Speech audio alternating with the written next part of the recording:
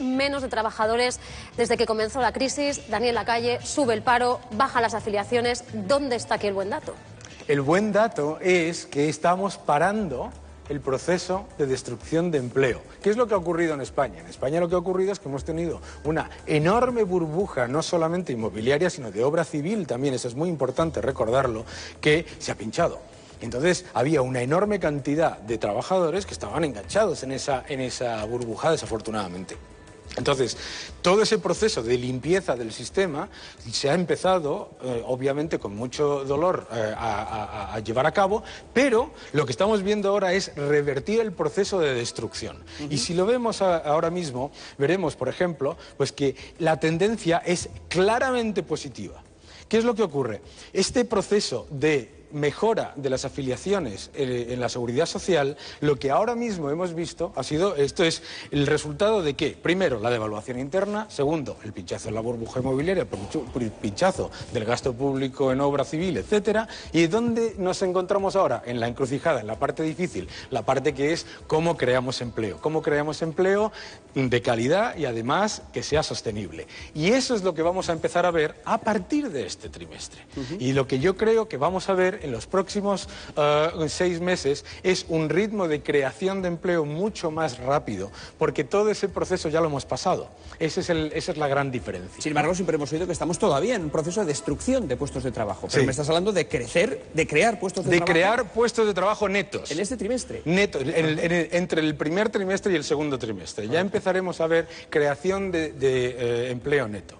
¿Por qué vamos a ver creación de empleo neto? Primero, porque hemos visto en los últimos años y pico una enorme creación de nuevas empresas. Esas empresas han empezado a gestar sus frutos y a tener un poco de creación de empleo ahora. Y ahora es cuando estamos empezando a ver que esas empresas pueden acceder a un mercado de trabajo un poco más flexible.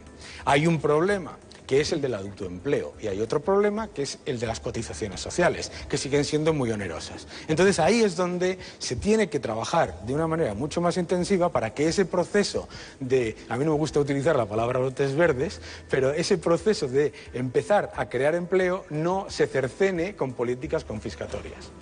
Bueno, vamos a abrir, antes de continuar, si te parece, Daniel, Sí. con el resto de la exposición. Voy a preguntaros, voy a empezar con Pablo, ¿qué os parece estas primeras interpretaciones de Daniel? Claro que me lo fiáis. La realidad no es opinable y se mide en datos. Lo que sabemos es que se ha reducido la población activa en nuestro país y eso es indiscutible. En el año 2013 han salido 260.000 personas, nuestros jóvenes mejor preparados y los emigrantes, que eran la base de sostenibilidad del sistema de pensiones. 2, malas condiciones de los que trabajan, y no lo digo yo, lo dicen los datos. El 40% de los contratos temporales firmados en 2013 eran de un mes y se han reducido en un 23% los costes de despido. Esto quiere decir que disminuye la demanda. Es tan sencillo como que la gente no tiene dinero para comprar cosas. Se lo podemos preguntar a cualquiera que tenga un bar o que tenga una tienda, ¿qué tal le va? 3, reducción de salarios. ¿Pero qué salarios? Los de los trabajadores. Se han reducido un 10%, al tiempo que la media de lo que ganan los ejecutivos de las grandes empresas está en 80.330 euros anuales, un 7% más del año anterior. Y yo he estado leyendo artículos de Daniel para prepararme el debate, y yo sé que Daniel hace una previsión del crecimiento en España del 0,9%. Lo que sabemos es que jamás se ha creado empleo en España si España no crecía al menos al 2%. No sé cómo es posible generar empleo cuando vamos a crecer al 0,9%, según dice Daniel. Bien. ¿Cómo? Primero, porque hemos cambiado de modelo productivo. Hemos pasado de un modelo de incentivar la demanda interna a través del gasto público y de la obra civil y de la burbuja inmobiliaria a un modelo exportador. Las exportaciones, el sector exportador ya ocupa el 35% del Producto Interior Bruto de España. Pero eso es importante porque el cambio de modelo que ocurrió, como ocurrió en el Reino Unido, país donde yo vivo, lo que hace es que esos datos históricos de con qué se creaba empleo cambian muy rápidamente. Y eso es una cosa muy importante de entender. Es verdad que sin un crecimiento del 2,5% antes, cuando lo que nos dedicábamos era a meter 1,5 euros de deuda por cada euro de Producto Interior Bruto que generábamos, eso efectivamente era el modelo que solamente se puede comparar al de Tailandia o al de China, que habíamos implementado en los últimos 9 9 años. Pero al cambiar eso, el nivel de crecimiento que necesitas para generar empleo neto no es tan alto. Esa es la diferencia. Con una leve matización, si me permites, Reino Unido puede hacer su propia política monetaria, a diferencia de España. ¿Y qué es lo que pasa cuando tenemos... Sí, déjame acabar. Cuando tenemos un euro tan caro, porque el euro está apreciado, que es imposible que crezcan las exportaciones. ¿Qué es lo que está pasando en España? Con un euro muy alto... Termino ya. Con un euro muy alto que depende del Banco Central Europeo, que no ha elegido nadie, no podemos devaluar la moneda para aumentar las exportaciones. Con lo cual resulta que se reducen los salarios, Pablo, y además si devaluar la moneda fuese la panacea para exportar más, Argentina y Venezuela serían los reyes de las exportaciones mundiales. Y no es cierto. Y Zimbabue sería el país más exportador del mundo. No es verdad. Primero, dos cosas que ocurren en ese entorno que tú dices. No importa, porque el 50% de las exportaciones que hace este país van a la Unión Europea. Efecto moneda cero. No, me refiero a la eurozona 50%. Y el 75% todo lo El 75% es la eurozona, esos tienen otra moneda. Efecto moneda cero, pero luego hay otro elemento muy importante, es ¿qué exportamos? Nosotros no exportamos bienes que necesitemos devaluar para competir con India o con Tailandia. Nosotros lo que exportamos son bienes de medio y alto margen y valor añadido. Eso es lo que ha hecho que nuestras exportaciones hayan alcanzado un nivel récord en un entorno en el que supuestamente dicen algunos que el euro está caro, porque los que hemos hecho Forex, análisis de divisas durante décadas, sabemos que no está caro.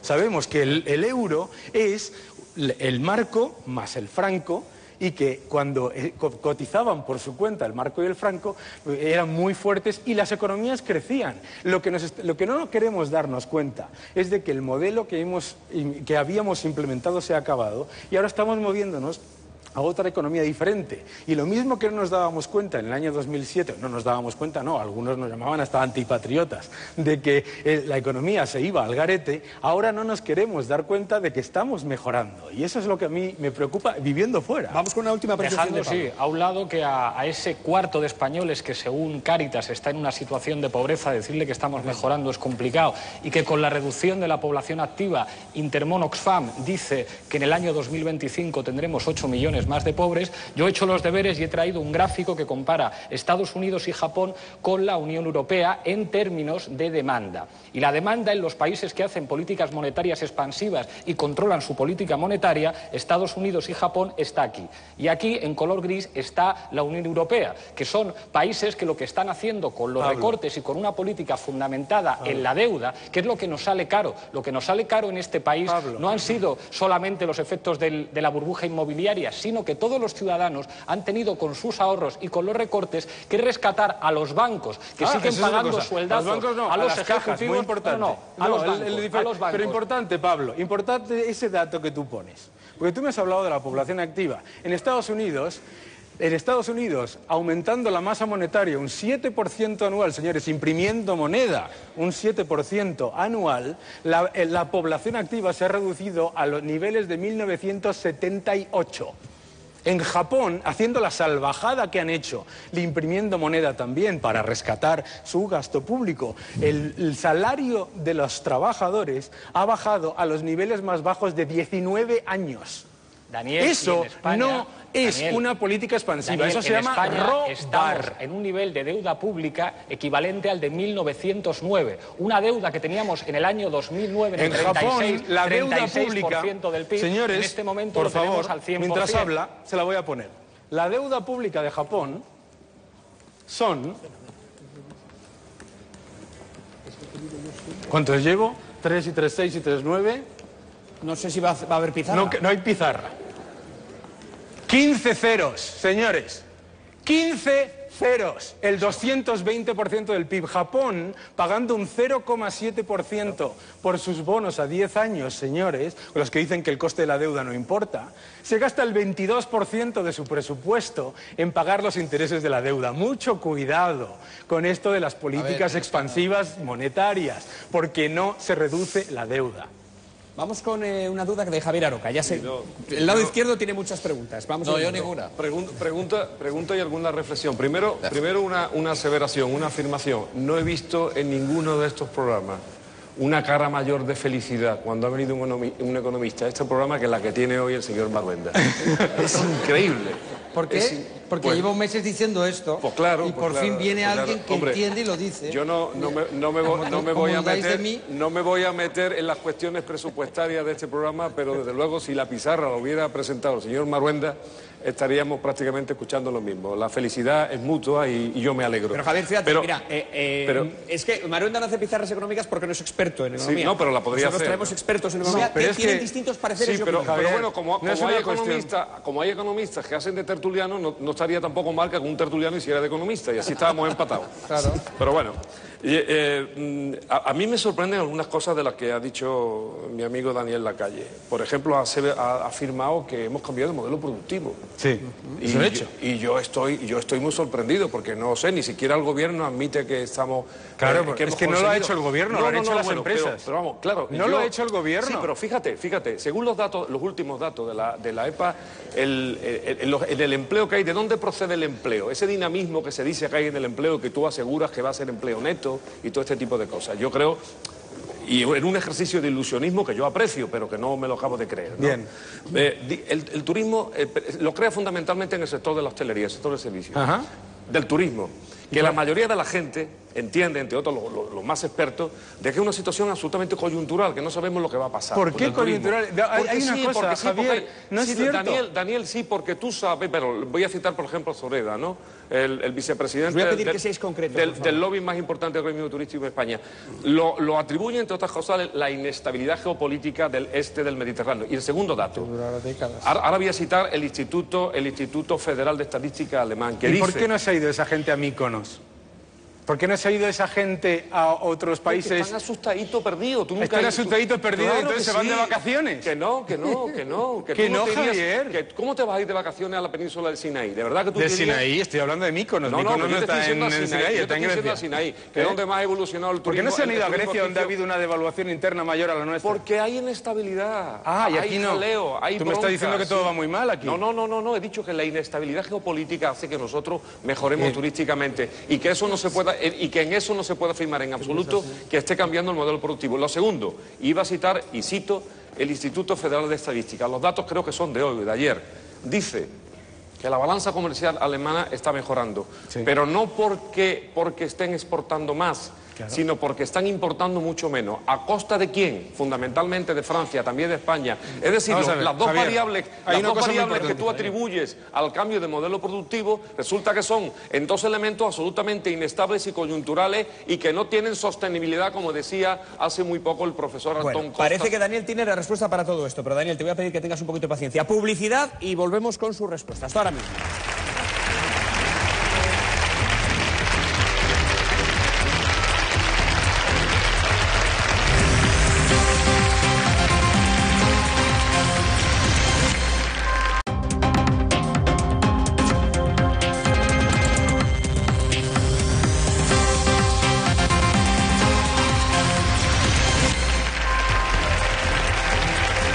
Son las 12:37 de la noche. Estamos hablando de economía, estamos con Daniel Lacalle, nuestro experto económico de hoy, hablando de crecimiento, un hombre optimista desde luego, y iba a contestarle ahora mismo a Javier Aroca. Sí, Javier, vamos a ver. Mira, la reducción de la demanda interna, es decir, que los países importen menos porque no necesitan crecer de la misma manera o porque no necesitan construir puentes inútiles, etcétera, no es un problema. No es un problema. La reducción de la demanda interna en España nos ha ayudado a sacar el déficit comercial, el déficit por cuenta corriente, de un déficit enorme a superávit. ¿Por qué? Porque hay una cosa que es, no se puede gastar en cualquier cosa. Señores, no se puede gastar en cualquier cosa y en Europa tenemos sobrecapacidad de infraestructuras, en Alemania, en Francia, en Italia, en Portugal, en Grecia y en España, sobrecapacidad. Entonces, pensar que los alemanes, los franceses o cualquiera de nosotros se tienen que volver a poner a hacer AVEs, puentes, aeropuertos y carreteras es una salvajada porque donde estamos es precisamente por eso. Donde estamos es precisamente por llevar a cabo unas políticas absolutamente desastrosas de crecimiento, lo que llaman políticas de crecimiento los políticos, de gasto inútil. ¿Y qué es lo que ocurre cuando se gasta y no se tiene dinero? Que se crea deuda. Y toda esa deuda que se ha creado, no podemos pensar que se va a solucionar haciendo exactamente lo mismo que hicimos en el año 2007. Yo no he dicho eso. Yo te agradezco que te extiendas, pero tienes que ser breve, Aroca, breve. Lo único que he dicho, tú has hablado de modelo productivo y yo lo niego. Y lo niego porque el modelo productivo, en la última encuesta de EPA, se basa en dos elementos. En el turismo y en Javier, ambos elementos, y los dos están sometidos a factores exógenos. No, Javier, ambos elementos no son cíclicos. Por nada, lo siento. No, ambos elementos no son cíclicos. Son estructurales. Son estructurales. Y te puedo, déjame explicarte por qué. Déjame explicarte por qué. Sí. La razón por la que la bajada de las inversiones estatales de los países europeos es parte de la mejora del modelo es precisamente el exceso del año 2004 al 2009. No, yo no estoy hablando de eso. Es estructural. Yo estoy hablando de la disminución de las importaciones alemanas. Eso es. Bueno, perdóname un poco, Javier, tenemos que seguir repartiendo juego. Tenemos otro economista en la mesa y es nuestro compañero Antonio Miguel Carmona. Adelante.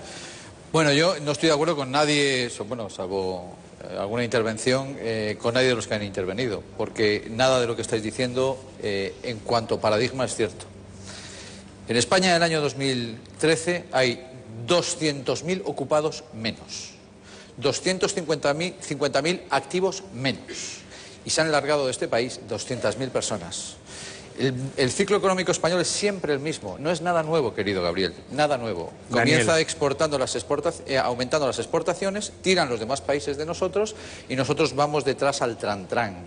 Con una diferencia en estos momentos, que nuestro consumo y nuestra inversión no han tirado suficientemente por culpa de la política económica de Rajoy, que ha subido... Déjame, escúchame, tómate un bolígrafo para que... Es decir, nuestro consumo y nuestras inversiones... Pues si quieres... Mira, te voy a dar un dato. Mira, bueno, adelante. En este país... Duelo de economistas. En este país había 16.957.000, más o menos, personas trabajando hace un año. Y ahora hay 16.758.000 personas trabajando. Y yo le pregunto al público, ¿lo ha hecho bien Mariano Rajoy? Vamos a ver. Lo ha hecho... Déjame terminar. ¿Lo ha hecho bien Mariano Rajoy? Lo único que no. Ahora ya me ha fastidiado. Ya me ha fastidiado. No podemos borrar lo que escribamos, o sea que vamos a... No podemos borrar. Ahora, permítanme, por favor, recordarles qué es lo que ocurría aquí y qué es lo que ocurre aquí. Señores, la burbuja de obra civil y de construcción que hemos tenido en este país ha creado artificialmente más de 7 millones de puestos de trabajo. Y esos 7 millones de puestos de trabajo tenían que limpiarse, y ahora lo que hay que buscar es que a esas personas se les encuentre una oportunidad en sectores de alta productividad. Déjame que Gabriel que te responda. Mira, Daniel, perdona. De esos y hay que venir de donde veníamos. De esos 97.000 puestos de trabajo menos que hay en España, una pequeña parte es construcción. Luego no es verdad lo que y sector inmobiliario. Porque no es verdad lo que estás diciendo. Recuerda lo que he dicho. No me vuelva. Recuerda construcción y obra civil. Muy importante. Porque aquí siempre os olvidáis de eso. Es nuestro invitado. Vamos a dejarlo acabar. No, es que es muy importante porque, señores, cuando a ustedes les hablan de la burbuja, siempre parece que fueran las constructoras haciendo pisos por ahí, por la costa. 3 millones de pisos vacíos. No, señores. La burbuja incluía todas esas carreteras por las que ustedes no van, todos esos puentes que ustedes no usan, todas esas estatuas que tienen ustedes en sus pueblos y que cuando se van, dan un paseo cada día, se encuentran todos los días un ejemplo del despilfarro de los últimos años. Eso es parte de la burbuja y eso no creaba puestos de trabajo, endeudaba puestos de trabajo. Esto es muy importante que lo entiendan ustedes, porque cuando usted está gastando un 25% más que sus ingresos anualmente, no está creando puestos de trabajo, está pidiendo prestado. Bueno, antes de continuar, brevemente, por favor, la contestación. Yo brevemente, es decir... Ya me entiendes cuando me refiero. Sí, lleva razón. De esos 97.000 no es verdad que sean ni obra civil ni nada. ¿Tú sabes cuánto vale un corazón? ¿Cuánto cuesta un corazón? ¿Dónde? En el pecho, generalmente. Hay veces que están... ¿Dónde? ¿En qué país? Los que trabajáis en bolsa lo tenéis en las rodillas. Pero ¿En qué país? ¿Cuánto cuesta un corazón? Bien, yo te lo voy a decir, mira. España va a crecer, por supuesto que va a crecer. Y va a crecer gracias a que las demás naciones van a tirar de nosotros. ¿Y cuál es el problema? No, espera, como siempre nos ha sucedido. ¿El problema cuál es? Que la demanda interna la tenemos muerta, y la tenemos muerta por una cosa que dice muy bien Eduardo, déjame. Sí, Eduardo Inda, que es subida de impuestos, y matamos al y han matado a Mariano Rajoy con la subida de impuestos y con un ministro récord que es Montoro, que nos ha subido los impuestos a la clase trabajadora y a las clases medias cada 15 días nos ha subido los impuestos, y el IVA al cine y muchas más cosas, ha matado el consumo. Recortando los gastos a los trabajadores y a los más débiles de esta sociedad o a los dependientes de esta sociedad, ha matado el consumo, las inversiones y los derechos. Qué curioso. Tan es así que España, que empieza a crecer, crece menos que las demás naciones. Y España está creciendo porque crecen las demás naciones y porque cuando España sube la marea, crece menos que las demás naciones. Marea, todos los barcos flotan. Señores, pero dicho esto es importante que lo entiendan. Es muy importante que, termino, salimos de la crisis, y las cifras ahí, no me las has discutido, obviamente, porque las cifras no son discutibles, salimos de la crisis gracias a los países a los que exportamos, ahí no estoy de acuerdo con Pablo Iglesias, exportamos, a pesar de que tenemos medio muerto, y cada vez menos, el consumo y la inversión, y a pesar de, y termino con esto, hemos reducido derechos a los españoles. Por eso te he preguntado cuánto cuesta un corazón, cuánto cuesta la sanidad pública, cuánto cuesta la educación pública, cuánto cuesta todo eso que vamos a contestar. Cuesta toda una vida. Ahora, vamos a contestar. Ahora le dejamos contestar. ¿De vamos a contestar. Vamos a ver, primero, las subidas de impuestos efectivamente han tenido un efecto depresor sobre la actividad económica incuestionable. La economía española tiene un potencial de crecimiento, tiene un potencial de crecimiento del 3% y va a crecer un 0,9, un 1%, el año que viene un 1,4%. Por supuesto que tienen un efecto depresor. Pero también lo que nos hemos encontrado ha sido con un déficit que se fue del 11% al 9 y pico por ciento. Esos señores son 200 y pico mil millones más de deuda. Y por supuesto ha habido una serie de decisiones que han sido agresivas. Esas decisiones agresivas no se deberían haber tomado, porque donde se debería haber tomado es mucho más agresivamente en el gasto.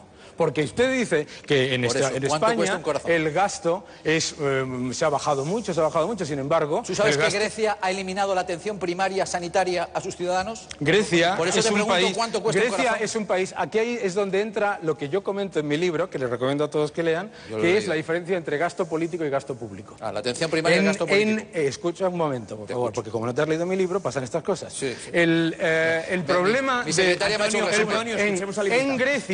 En Grecia, como lo que se han dedicado es a sostener a toda costa, y ha sido una política consciente y agresiva, todos los puestos de trabajo de los asesores, amigos, colegas, atención todo primaria, lo que ustedes, la sanidad todo pública, lo que ustedes educación conocen, pública, todo lo que eso, sobra, lo que han la educación hecho pública, la sanidad pública, para mantener todo eso, lo que han hecho ha sido efectivamente recortar en sanidad, en educación, etcétera. Antonio, no, por favor. Claro, Vale de interrumpirme, por favor. porque estamos Y el caso de mucho... Grecia es el caso más flagrante de sostener el gasto político a toda costa, a costa de los ciudadanos, por supuesto. Bueno, vamos a continuar un poco más antes de ir con Natibel Preciado. Recuperación y bajada de la prima de riesgo. Sí. Explícanos un poquito exactamente qué puede suponer todo esto. Vamos a ver, es muy importante la bajada de la prima de riesgo porque todo esto que estamos hablando ha ocurrido en un entorno en el que el euro está supuestamente muy caro, todo eso, y en el que la deuda sigue subiendo. El coste de la deuda en los mercados ha bajado a niveles de precrisis. Esto es muy importante porque el Estado se financia más barato. Pero es importante entender por qué.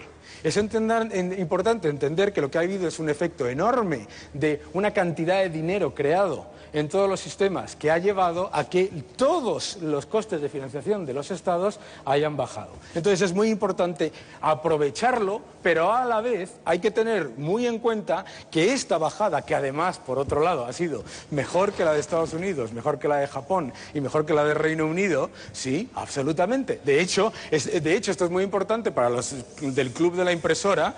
España se financia ahora solamente un punto porcentual por encima de Estados Unidos. O sea, eso sin imprimir moneda y sin, por supuesto, reducir la tasa de ratio de empleo, la tasa, lo que es el equivalente a la población activa a niveles de 1978. Bueno, vamos a permitirle ahora a Natibel expresar su duda. Sé que queréis todos hablar, sí, o sea que os ruego concisión. La duda es... También, no sé, ahora vamos. Perdón, la duda es, no sé si hemos cambiado el modelo productivo. Lo que sí tengo claro es que este modelo productivo al que presuntamente hemos cambiado es perjudicial para los trabajadores. Hay un discurso que nos quieren imponer y que aceptamos mansamente, que es ya nada volverá a ser como antes, el trabajo no será estable, no estará tan bien remunerado, la gente tendrá que moverse, tendrá que aceptar lo que le echen, es decir, pérdida absoluta de los derechos laborales. Ahí es donde... Hasta que no tengamos... Totalmente de acuerdo. Creemos empleo. Claro. Y además recuperemos los derechos laborales, no habremos salido de la crisis. Por más ceros que me pongáis en las pizarras y más números que me pongáis, no hemos salido de la crisis y no saldremos. Hemos salido de la recesión, no de la crisis. Pero bueno, efectivamente, es importante ese elemento que tú acabas de decir. ¿Por qué es importante ese elemento que acabas de decir? Porque si lo que nos entregamos es a copiar en lo malo a las naciones líderes, es decir, en imprimir y endeudarse, como terminamos, es como los que no son líderes, como Argentina o como Venezuela. Y el problema es, pero sin petróleo, y el problema que nos encontramos en ese entorno precisamente es que tampoco funciona en las naciones líderes, ni está funcionando, ya te digo. Si precisamente hablas de precariedad de puestos de trabajo, en Estados Unidos están a nivel de 1978 en cuanto a fuerza laboral, participación de la fuerza laboral en el mercado. Es decir, 90 millones de personas están fuera de la fuerza laboral en Estados Unidos, imprimiendo moneda como locos y muy social todo, muy Obama, yes we can. Pero lo importante que ahí es exactamente, es donde yo entro, es cómo revertimos eso para que los derechos no sean derechos adquiridos por un señor feudal, o sea, el Estado, y los creemos nosotros. Es decir, busquemos un modelo de autoempleo donde la gente tenga poder sobre su propio destino. Esa es la diferencia. Daniel, vamos a continuar con tu perspectiva el crecimiento que es del 0,9. El FMI pone un crecimiento del 0,6, menor. El FMI... Esta es tu previsión. Esta es mi previsión, esta es mi previsión. El consenso se está moviendo hacia aquí, hemos visto, esto es muy importante que ustedes lo entiendan, el consenso de analistas es en el único país de Europa donde ha movido sus estimaciones al alza en más del 35% es en España. De Citigroup, JP Morgan, Goldman Sachs. Ahora mismo estamos en un 0,9% para el año 2014. Es muy importante entender que el Fondo Monetario Internacional casi siempre se equivoca. Esto es muy importante entenderlo. Se equivocó y de manera espectacular con el crecimiento de los países europeos en el año 2008, 2009 y 2010 y se equivoca de nuevo ahora por defecto, en mi opinión. Pues con lo que cobran, ¿podrían hacerte algo más? Pues efectivamente. Sí. ¿Y por qué? ¿Cuál es el problema del Fondo Monetario Internacional? El Fondo Monetario Internacional utiliza perspectivas que están usando unos modelos en los que hay unas correlaciones, es decir, los movimientos de algunas variables, como los que estaban comentando Pablo y Javier, que históricamente siempre han funcionado, pero que esa correlación se rompió en el año 2007. Eso es muy importante entenderlo. Entonces hay que, los que analizamos las rupturas de correlaciones, somos precisamente los que, habiendo sido extremadamente críticos, estamos empezando a ver que las cosas están cambiando de una manera importante. Bueno, vamos con Alfonso Rojo, que me pedía también paso. Bueno, que hemos estado muy mal. Yo iba a leer antes, cuando había esta discusión, una cosa que dijo Angela Merkel, que es importante tener en cuenta antes de las elecciones. Dice, Europa representa el 10% de la población mundial, Europa somos nosotros también, el 30% de la producción mundial y el 60% del gasto social. Es decir, hay que tener presente, se diga lo que se diga y aunque se cuente ese panorama tremendo, mi corazón, por cierto, me llegó gratis, me lo dieron papá y mamá. Las cosas como son. Pero hay otras personas que hay que trasplantárselo. El mío. Lo tengo aquí, es chiquitito, porque... ¿Pero podrías pagar por aquellos que lo necesiten? No, yo conozco gente que es de los que le han hecho el trasplante en vivo y en un hospital público, siguen viviendo. Pero bueno, volviendo al tema, es decir, que vivimos en la zona del mundo, nosotros como españoles, en que el gasto social, el bienestar social, la asistencia social es la más grande del mundo. Es decir, en esta zona se gasta el 60% de todo lo que se gasta en el mundo. Dicho esto, y como se ha hablado a nivel de empleo, quizás suene muy fuerte, pero ¿no crearía empleo el modificar de una vez por todas los contratos y entrar en contratos que inicialmente no tuviesen apenas coste social o que las empresas, el primer empleo a los que contraten, que sean jóvenes, no paguen los costes sociales o sea subvencionado el coste social? ¿No crearía eso inmediatamente empleo, como ha ocurrido en otros países? Como ha ocurrido en Reino Unido, como ocurrió en Reino Unido cuando se acabó todo el gasto en el sector industrial del norte del Reino Unido y había un 60%, un 50-55% de paro juvenil, pues la manera de cambiar eso era precisamente hacer un contrato que sea sencillo, que no sea oneroso, porque aquí hay que entender que cuando uno está cambiando un modelo productivo de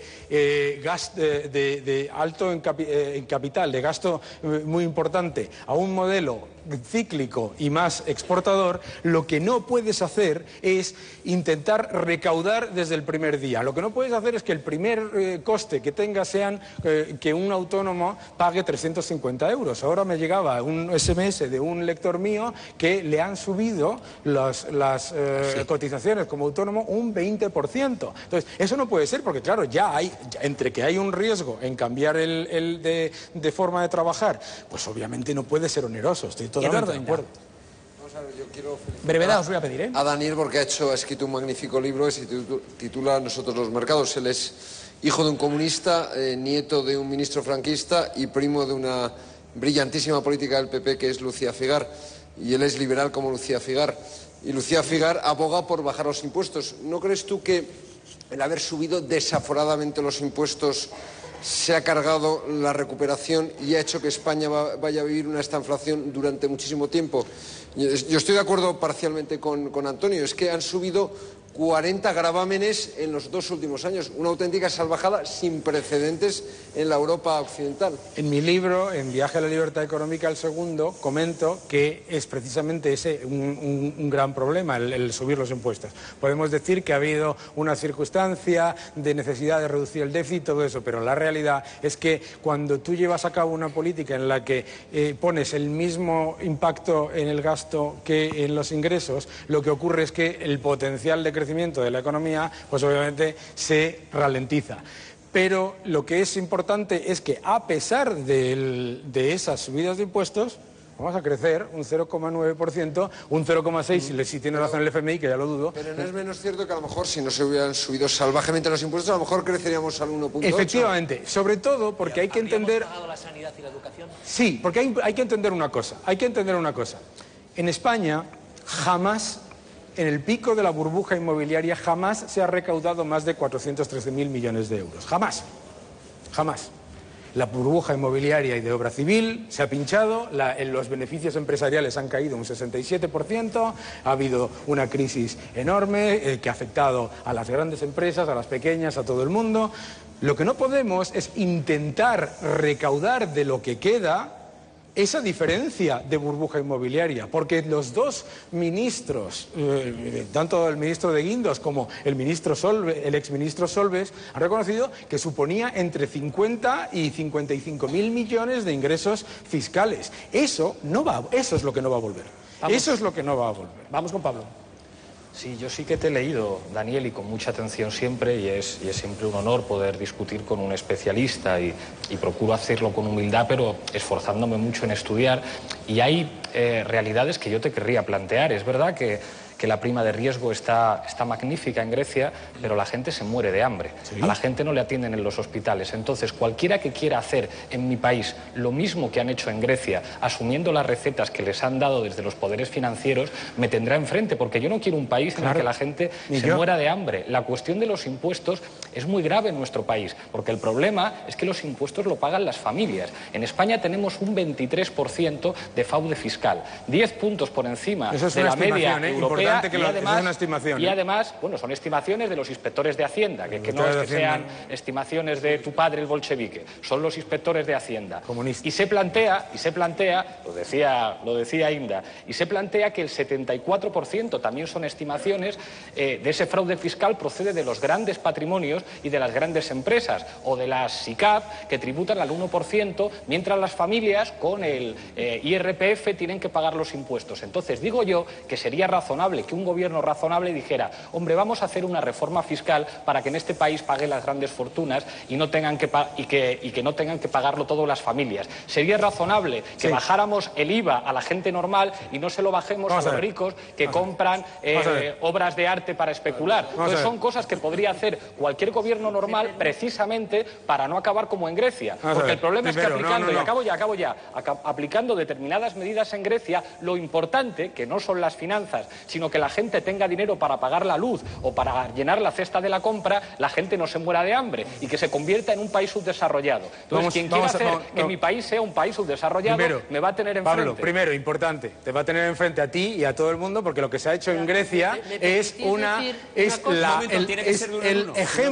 el ejemplo de sostener el gasto político a cualquier costa contra sus ciudadanos. Eso es muy importante entenderlo, que la gente lo entienda. Después de una quita del 70% de los bonos griegos, la deuda griega ha vuelto por encima de los niveles a los que estaba antes de esa quita. Es decir, el Estado continúa gastando muy por encima de lo que era. Y efectivamente lo que hace para sostener a todo ese oligopolio de políticos es afectar a los ciudadanos. Es que yo no quiero que afecte a los ciudadanos. Yo lo que quiero es que los ciudadanos se hagan ricos lo mejor y de la mejor manera posible. Y ahí es donde entra la muy importante diferencia entre las políticas de estímulo y las políticas de crear renta disponible, de mejorar la renta disponible de las familias y de las personas. Tú hablas del fraude fiscal. Fraude fiscal, estimaciones, todo lo que sea. Yo del fraude fiscal muchas veces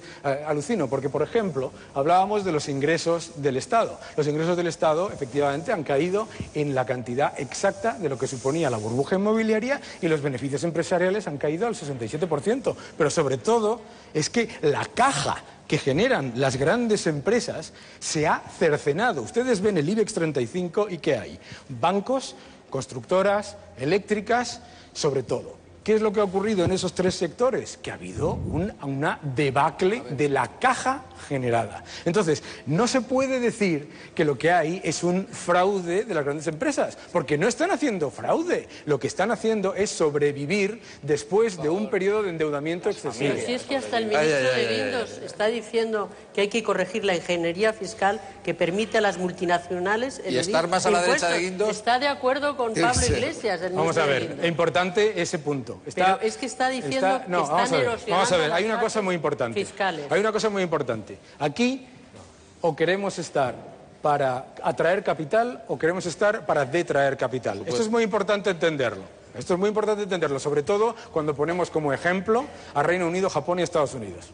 Porque claro, no tú, pero es muy importante porque la gente dice, no, vamos a copiar a Japón, Estados Unidos y Reino Unido ¿en qué? En lo malo, en endeudarse y en imprimir, pero nunca en atraer capital. Si no tenemos una política activa, pero activa institucional, donde yo vivo en el Reino Unido, en Londres, enfrente del Parlamento hay un edificio 3 veces más grande que este, que pone "Business is great", hacer negocios es bueno, y donde cuesta menos abrir una empresa que comprarse un Big Mac y una Coca-Cola. Aquí en España, montar una empresa cuesta 10 veces más. Y no solamente cuesta 10 veces más, sino cuesta 10 veces más también en tiempo. Entonces, todo eso es parte del problema. Pero lo que no podemos hacer, Pablo, sobre todo, es empezar por el cuento de la lechera. No podemos empezar por decir, bueno, vamos a gastar y luego a ver si atraemos los ingresos. Porque no llegan. Daniel, tú sabes perfectamente que en España las inversiones que llegan se dedican básicamente o a las telecomunicaciones o al sector financiero, que como sabes perfectamente no genera empleo, porque los gobiernos de nuestro país destruyeron la base industrial de este país. Lo que tiene que hacer un gobierno responsable es construir una base industrial que permita que las inversiones que llegan generan empleo. Pero Pablo, y no si tenemos un 40% de sobrecapacidad industrial. Pero no es verdad, lo que están diciendo a nuestro país es que los jóvenes se hagan camareros y por eso los que son arquitectos, doctores o titulados esto es se van a importante Alemania o se van a Reino Unido. Daniel, acabó, mira, Daniel, o sea, todos los que... Acabo ya. Pablo, con toda la humildad, o sea, todos los que hemos estudiado ciencias sociales sabemos que hay 4 maneras de crecer: mediante el consumo, mediante la inversión, mediante el gasto público y las exportaciones. En España el consumo está cayendo a la fuerza, porque hay recortes sociales y la gente no puede comprar. La inversión está cayendo, el gasto público se contrae por la deuda con los bancos y las exportaciones no sirven. ¿Puedo darte un ejemplo de un sitio donde no ha ocurrido eso? En Reino Unido. En Reino Unido, con el crédito cayendo un 5% anual a las empresas, crece un 1,5% en los últimos 2 años y va a crecer un 3% este año. Con el crédito cayendo. Es que, a ver, la OCDE, toda la OCDE, todos los países, ese modelo industrial de vamos a construir puentes, vamos a hacer unas cuantas fábricas a ver qué pasa y luego ya vendrá la demanda y no sé cuánto. Es que ese es el que se ha acabado. Mira, en Estados Unidos, con la economía creciendo un 3% durante 10 años, la demanda industrial no creció prácticamente un 1% anual. ¿Me dejáis dar unos datos en relación a lo que habéis dicho? Hay 4 grandes falsedades que se han dicho en este programa en estos momentos.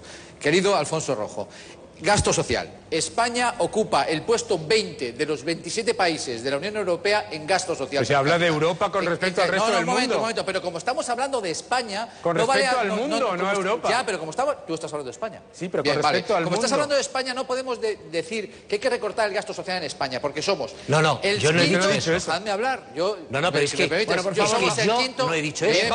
Yo lo que digo es que vivimos en uno de los mejores sitios del mundo. En primer lugar...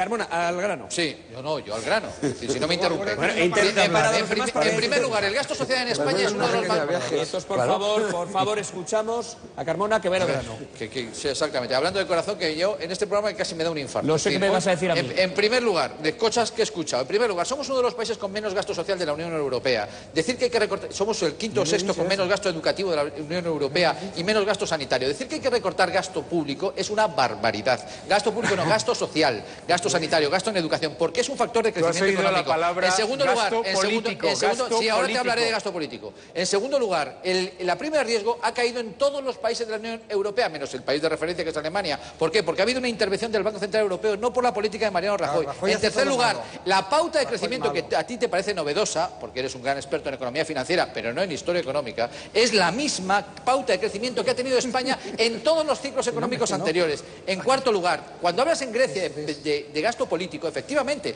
ha habido un gasto político en algunos políticos y en la clase, vamos a llamarlo capitalista, que se han llevado el dinero fuera del país y ahora ajustan castigando a la clase trabajadora y recortando la atención primaria en Grecia, lo cual es una auténtica barbaridad. ¿Cuál es el modelo de crecimiento que me diferencia de ti? Que hay que fomentar la educación pública, la sanidad pública, crear una nación mejor preparada y más sana para que logre crecer. Por eso tenemos los peores resultados del informe PISA gastando más. No, bueno, pues por eso. No, gastando más. Gastando no. más.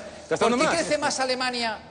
Si no me interrumpís, no hablo más alto. ¿Por qué crece más que España, Alemania, Francia, Noruega, Suecia? ¿Francia crece más que España? Hombre, ¿En qué? ¿Dónde? En PIB. ¿Cuándo? En PIB, ¿Cuándo? términos anuales. ¿Por qué crece más Francia que España? ¿Por qué crece más el Reino Unido que España? ¿Por qué crece más ¿Francia es un ejemplo? ¿Por qué crece más Alemania que España? Crece más porque tiene mejor gasto educativo, mejor gasto sanitario, mejor, y no lo digo en términos cuantitativos, sino mejor preparada la población para crecer. Y en estos casos, ¿qué ha ocurrido en España? Se nos ha recortado los gastos, nos han eliminado los derechos y nos han subido los impuestos. Cuando pido brevedad, no me refiero a esto. Punto muy importante. Primero, nadie en este foro ha dicho jamás, en ningún momento, que Grecia es el ejemplo de nada. De nada. Pero ni en el crecimiento espectacular de los 15 años anteriores, que era muy keynesiano y muy de esos cuatro...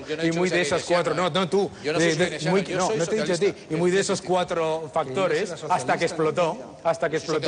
Sino... Sí, pues que es lo mismo. ¿Lo mismo cómo? Y la realidad es que lo que está ocurriendo ahora es el robo de la clase media. Por eso yo no tengo... clase trabajadora, querido Daniel, a los trabajadores. Jamás ha puesto a Grecia como ejemplo. Segundo, importantísimo. Cuando tú tienes un modelo como es el de la Unión Europea, que ha sido planes industriales y planes de estímulo sin parar durante 14 como años. Alemania hoy. Durante 14 años. Alemania tiene superávit. ¿Sabes lo que ha aprobado Alemania tiene superávit. Alemania tiene superávit. ¿Sabes lo que ha aprobado? Alemania tiene superávit. De 5 segundos. ¿Sabes lo que ha aprobado Alemania ayer? La renovación de su red ferroviaria caduca. Alemania, me estás hablando de que no hay Alemania, que... Por favor, Alemania Es que aquí, ¿sabe lo que pasa, señores? Es que cuando se trata de gastar, la gente no mira al pasado. Dice, Alemania acaba de aprobar la subida del salario mínimo y un plan de infraestructuras. ¿Por qué? 12 años de recortes. Señores, porque un señor que se llamaba Schröder en el año 2003 introdujo un plan que se llamaba el Plan 2010 en el que se ponía el mayor recorte de la historia en el gasto público y en el que se ha llevado recorte tras recortes. Hicieron un plan de estímulo en el año 2008 que fue un desastre, no solamente para ellos, también para nosotros, y tuvieron que revertir esa situación y pasaron de un déficit del 4,3% a superar. ¿A ti te gustaría que la educación... No, perdóname, Antonio, quedan dos voces que no hemos escuchado, que son la de Francisco Maruenda y Beaumont. Brevemente os voy a pedir. Es un día histórico y no he podido hablar. No, a mí me preocupa una cosa más de fondo y sobre todo escuchando a esa bancada, ¿no? Todas las crisis económicas de la historia que han llevado a la decadencia de los países han pasado por la falta de competitividad. Cuando Roma se hunde precisamente porque su economía habla más de derechos, de privilegios, como ahora, pues muchas cosas de este tipo, y se daba, sí, te lo explico, se regalaba la comida, es decir, los artesanos ya no trabajaban. Efectivamente, exacto. hay que regalar la comida. Antonio, vamos a escucharle. Antonio, estamos consumiendo el tiempo. A mí me preocupa la pregunta que te iba a hacer. ¿Europa instalada en la sociedad de los privilegios y de los derechos puede sobrevivir en un... No, Antonio, por favor. Van a ver, con vosotros va a haber el 50, ¿eso os enteráis? Oye, tú eres historia de la economía, hombre, de verdad. Sabes que hay que ser competitivos, porque tú no puedes no ser competitivo. Francisco, Antonio, vamos a escuchar al experto. Está esperando... En el libro, Viaje a la libertad económica, lo explico. Es decir, los sistemas intervencionistas se preocupan mucho de los pobres porque crean millones de ellos cada año. ¿Qué es lo que ocurre? Se dice, vamos a regalar a los pobres, ¿no? Entonces, efectivamente, mirar la historia económica es muy importante, porque todas las caídas de regímenes en la historia de la Unión Europea han venido después de enormes periodos de gasto y de inflación. Recordemos la Francia, cómo cayó la Revolución Francesa, precisamente imprimiendo monedita y regalando, y por supuesto, confiscando, eso sí, confiscando, y claro, como no llegaba el dinero, echándole luego la culpa a los panaderos porque subía el precio del pan. Eso es historia. Ahora, lo que es importante también... Eso es historia. En 1798 Francia imprimió más moneda que toda la que había creado desde los 50 años anteriores. Vamos a hacer una cosa, vamos a escuchar la pregunta de Beaumont. Ya era hora que se escuchara aquí una voz económica realista. Y digo realista por una razón. Porque muchas veces se niega que hay un cambio de tendencia fundamentalmente por razones políticas, no porque no haya un cambio de tendencia, porque se creen que de esa manera le dan un palo al gobierno de Mariano Rajoy, cuando a quien le están dando el palo en realidad es a los españoles y a los empresarios españoles, que somos los que nos hemos ajustado. Fijaros si nos hemos ajustado, que sin haberse ajustado dos conceptos que son fundamentales para las empresas, como son el coste de la energía y los impuestos, estamos saliendo adelante. Y ese es el mérito del pueblo español, de los ciudadanos españoles. Y negar ese mérito a los españoles es una responsabilidad enorme. Y sobre todo, que la niegue aquellos que nos llevaron al pozo de donde estamos saliendo es inmoral absolutamente.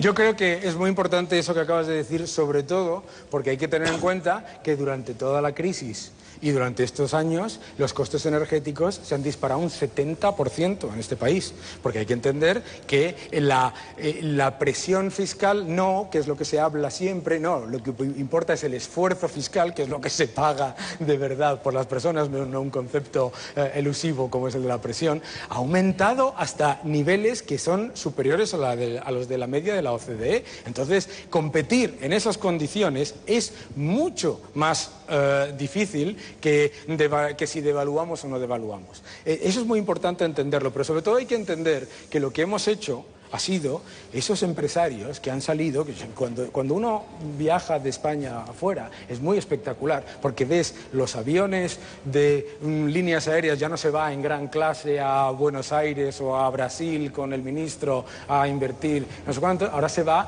país por país, sitio por sitio, buscando nuevos mercados, y lo estamos consiguiendo, y lo estamos consiguiendo de una manera eficaz, y eso por lo menos hay que entenderlo, y eso se ha hecho, no es el gobierno en todo esto. Lo único que ha hecho ha sido no seguir tirando del gasto innecesario. Porque a mí cuando me dicen hay que aplicar planes de estímulo, digo, ¿en qué?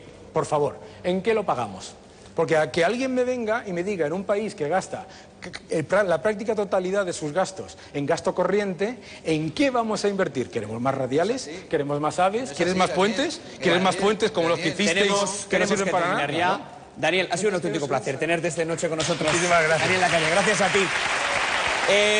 Vamos a continuar con el debate, pero voy a pedir que me acerquen ese monitor porque lo necesito para poder conocer algo más de las portadas de esta noche que están a punto de ser conocidas. Y les voy a pedir una especial atención a la portada del Mundo. Necesito, por favor, ese monitor. Gracias, sí, esto es porque me va a hacer...